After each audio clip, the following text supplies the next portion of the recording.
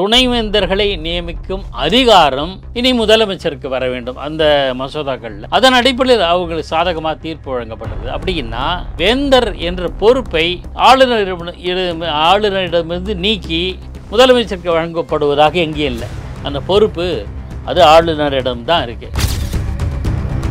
துணைவேந்தர்கள் மாநாட்டை ஆளுநர் வேந்தர் என்ற முறையில் கூப்பிட்டு அழைத்து சில கருத்துக்கள் சொல்ல, இந்த மாதிரி மாடர்னாக இருங்க, புது விதமாக சிந்தைங்க அப்படின்னு ஏதாவது சொன்னார்னு சொல்லி சரி அவ்வளோதான். அதனால் அரசாங்கத்துக்கு என்ன பாதிப்பு வந்துடுது? நீங்கள் எல்லாம் அரசாங்கத்துக்கு எதிராக செயல்படணும்னு சொல்ல போகிறது. அப்படி சொன்னால் அத்துமீறல். இந்த மாநாட்டுக்கு தடை அரசாங்கம் தடை விதித்திருப்பதாக தெரிகிறது. தமிழக அரசை பொறுத்தவரையில், திமுக அரசை பொறுத்தவரையில், இன்னும் சொல்லப்போனால் முதலமைச்சர் மு.க. ஸ்டாலின் தலைமையிலான அரசை பொறுத்தவரையில் அவங்களுக்கு டார்கெட் வந்து ஆர்.என். ரவி தான். ஆளுநராக இருக்கிற ஆர்.என். ரவியின் செயல்பாடுகளை ஒட்டி தான் இருக்கும். அவர்கள் நீ எதை பண்ணாலும் நான் உணவு விட மாட்டேன் அப்படின்னு முதலமைச்சர் சொல்கிற மாதிரி தான் நம்ம எடுத்துக்கணும். நீ என்ன தடை பண்ணாலும் நான் மறுபடியும் இதே ஏடா கூடமாக பண்ணுவேன்னு ஆளுநருடைய நடி. மாநில காவல்துறை தலைமை இயக்குனருக்கு அது போதிய அதிகாரமோ அல்லது படைபலமோ வேறு ஏதேனும் உதவிகளோ மத்திய அரசாங்கத்தின் மூலமாக கிடைக்க வேண்டும் என்றால் அதை உள்துறை அமைச்சகம் செய்யும் இல்லை. அப்போ உள்துறை அமைச்சராக இருக்கிற அமித்ஷா உங்களுக்கு என்ன வேணும் ஹெல்ப்பு நான் செய்கிறேன். அதனால் மாநில காவல்துறை தலைமை இயக்குனரை மத்திய உள்துறை அமைச்சர் அமித்ஷா அழைத்து பேசுகிறார் என்றால்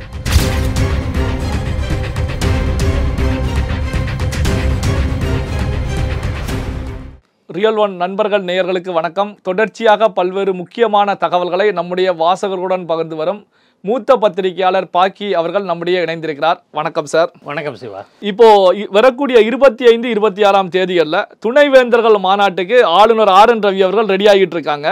இதற்கு ஸ்பெஷல் கெஸ்டாக ஒரு சிறப்பு விருந்தினராக துணை குடியரசுத் தலைவர் ஜெகதீப் தன்கர் அவர்கள் அழைப்பு விடுக்கப்பட்டிருக்கிறது. அவரும் கலந்துக்க போகிறாங்க. இப்படியான சூழ்நிலையில் தான் திமுகவில் இருக்கக்கூடிய கூட்டணி கட்சிகளான காங்கிரஸ், கம்யூனிஸ்டுகள், 2 கம்யூனிஸ்டுகள், விசிகா போன்ற கட்சிகளை பொறுத்த வரைக்கும் இந்த மாநாடு நடக்கக்கூடாது அப்படிங்கிற கருத்துக்களை முன் வச்சுக்கிட்டே இருக்காங்க. இதை எப்படி சார் பார்க்குறீங்க? ஒரு விஷயம், இந்த ஆளுநர் சட்ட மசோதாக்களை கிடப்பில் போட்டது தொடர்பாக வழக்கு தீர்ப்பு வந்தது. அந்த தீர்ப்பில் என்னன்னா, துணைவேந்தர்களை நியமிக்கும் அதிகாரம் இனி முதலமைச்சருக்கு வர வேண்டும் அந்த மசோதாக்களில்.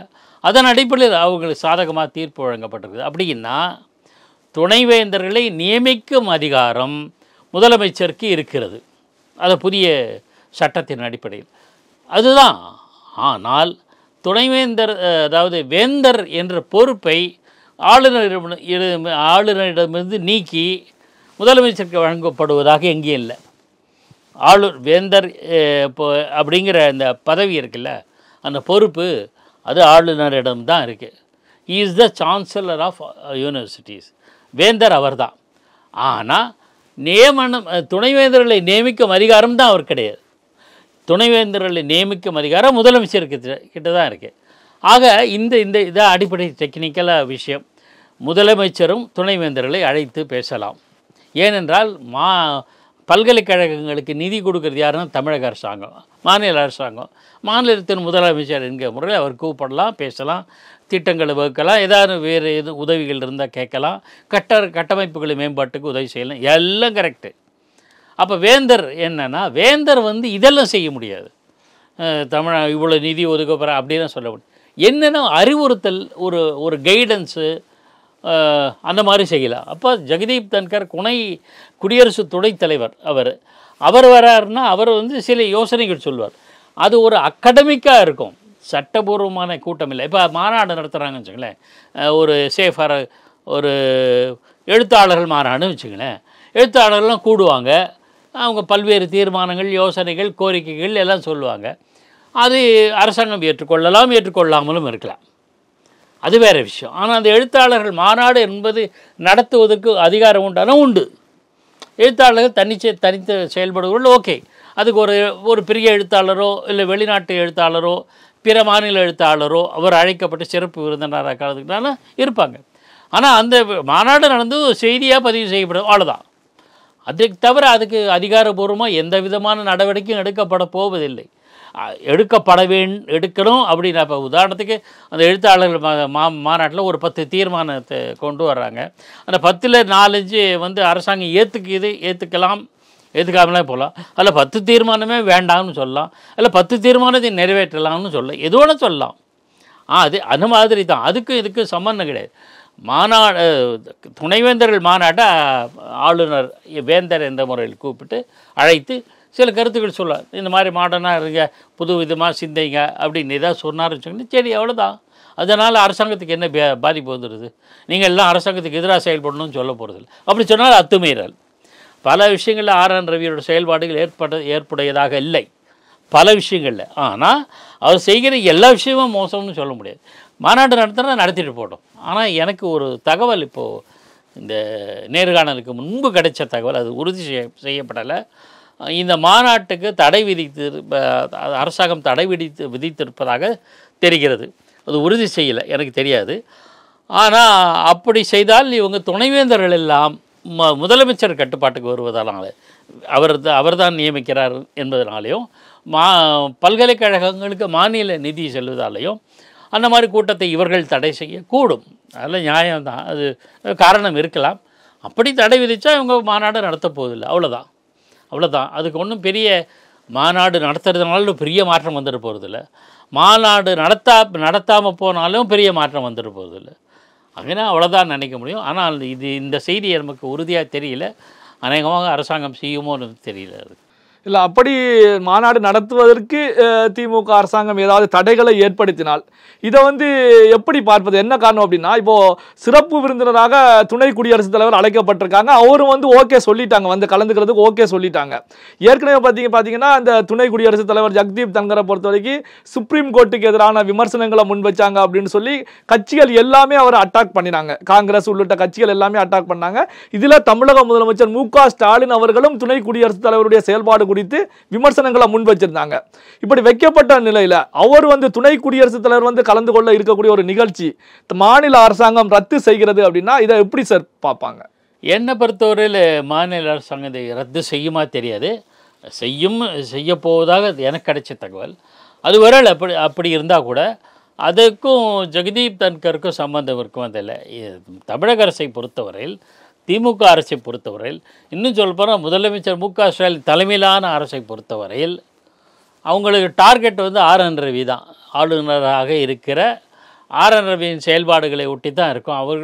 அவர் வந்து இது மாதிரி எதை தன்னிச்சையாக மாநாடு நடத்துவது, கருத்துக்களை பேசுவது, பகிர்வது, துணைவேந்தர்களை அழைத்து பேசுவது எல்லாம் இவங்க ஏற்க மாட்டாங்க. அதுதான் உண்மை. அதனால் தடை விதிப்பதாக இருந்தால் அதுக்காக தான் இருக்குமே தவிர, குடியரசு துணைத் தலைவர் அழைப்பதை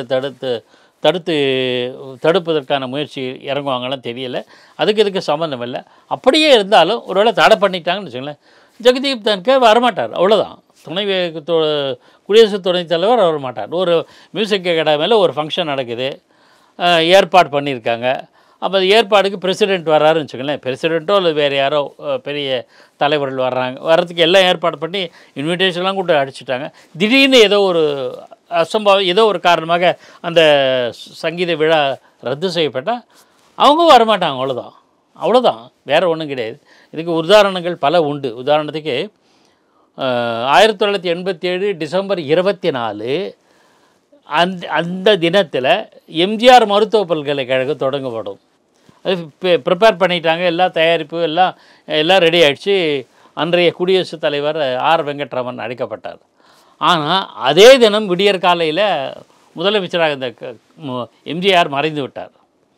மொத்தமாக ரத்து ஆகிடுச்சுல்ல. அந்த மாதிரி இது ஒரு எதிர்பாராத சம்பவம். நான் அதை விட்டுருவோம், நம்ம அந்த உதாரணமாக சொல்லலை.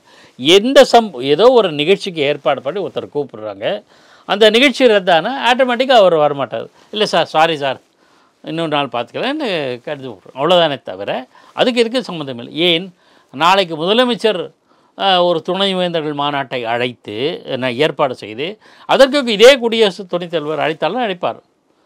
ஏன்னா இவங்களுக்கு அவர் மேலே ஒன்றும் கிடையாது. மாநில ஆளுநராக இருக்கிற ஆர்.என். ரவி மீது தான் கோபம், அவ்வளோதான். அப்படி ரத்து செய்யப்பட்டால், ரத்து செய்வதற்கான வேலைகளில் திமுக செயல்பட்டால் ஆளுநருக்கும் திமுக அரசுக்கும் இடையிலான மோதல் வந்து மென்மேலும் தொடரும் அப்படின்னு எடுத்துக்கலாமா சார்? அதுதான் அதனோட அறிகுறி தான். இந்த ரத்து செய்யப்பட்டால் அதுதான் அதனோட அறிகுறி. நீ எதை பண்ணாலும் நான் உன்னை விட மாட்டேன் அப்படின்னு முதலமைச்சர் சொல்கிற மாதிரி தான் நம்ம எடுத்துக்கணும். நீ என்ன தடை பண்ணாலும் நான் மறுபடியும் இதே ஏடா கூடமாக பண்ணுவேன்னு ஆளுநருடைய எனக்கு ஆளுநருடைய எல்லா செயல்களும் எனக்கு ஏற்புடையதல்ல. பெரும்பாலான விஷயங்களில் அவருக்கு செயல்பாடுகள் கொஞ்சம் அதீதமாகத்தான் நான் கருதுகிறேன். எனக்கு தனிப்பட்ட வரையில் ஒன்றும் இல்லை. ஆனால் அந்த மாதிரி விஷயத்தில் அரசாங்கம் இப்படி செயல்பட்டால் எதிர்வினையாக தான் நம்ம கருதணும். சார், இப்போ ஒரு பேச்சு ஒன்று அடிபட்டு இருக்கு. சோசியல் மீடியாக்களில் கூட ஒரு செய்திகள் நீங்கள் பார்த்துருப்பீங்க சார். என்ன அப்படின்னா வந்து மத்திய உள்துறை அமைச்சகத்துக்கு தமிழகத்தில் சட்டம் ஒழுங்கு சரியில்லை அப்படின்னு சொல்லி புகார்கள் அதிக அளவில் சென்றுகிட்டு இருக்கிறதா ஒரு செய்திகள் வந்துட்டு இருக்கு. இந்த அடிப்படையில் தான் அமித்ஷா அவர்கள் தமிழகம் வரும்போது தலைமைச் செயலாளர் டிஜிபி அவர்களை கூப்பிட்டு ஆலோசிப்பதற்கான வாய்ப்புகள் இருப்பதாக சொல்லப்படுது. நீங்கள் எப்படி சார் பார்க்குறீங்க? இல்லை, அப்படி இருந்தால் அது நல்லதுன்னு நினைக்கிறேன். ஏன்னா இதில் வந்து எல்லாத்தையுமே நெகட்டிவாக பார்க்க வேண்டாம். ஒருவேளை சட்டம் ஒழுங்கு மோசமாக இருக்கிறதுல மாற்று கருத்தே கிடையாது நம்ம விமர்சன பார்வையில்.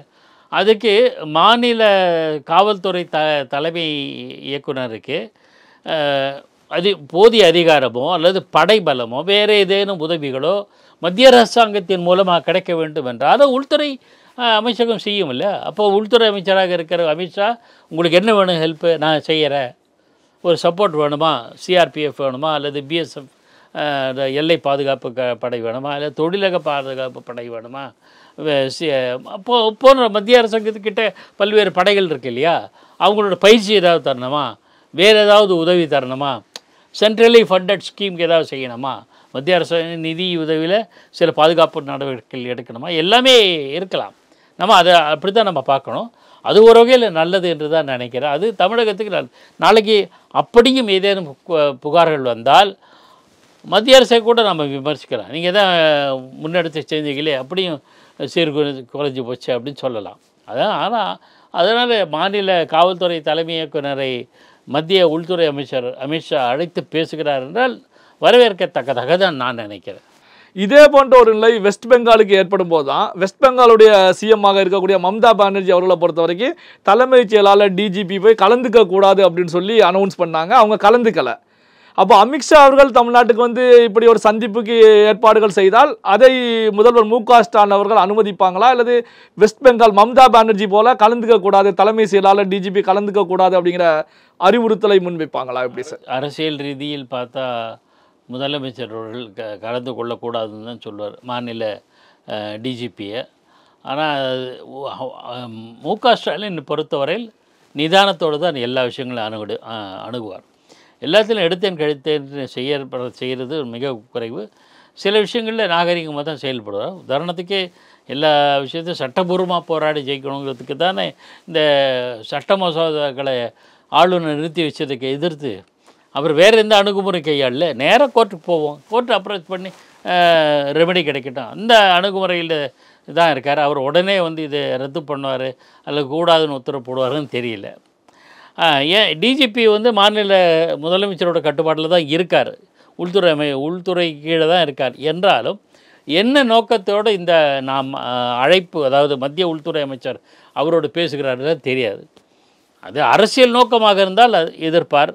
என்ன நோக்கம் என்று தெரிந்து கூட பின்புலத்தில் ஆராய்ந்து அதற்கேற்ப அவர் காய்களை நகர்த்துவார் அப்படி தான் நினைக்கிறேன். முற்றிலுமாக எதிர்க்கவும் மாட்டார், முற்றிலுமாக ஆதரிக்கவும் மாட்டார். அப்படி தான் நான் பார்க்குறேன். பல்வேறு முக்கியமான தகவல்களை நம்முடைய வாசகர்களுடன் பகிர்ந்து கொண்டதற்கு ரொம்ப நன்றி சார். ரியல் ஒன் மீடியாவுக்கு நெஞ்சார்ந்த நன்றி.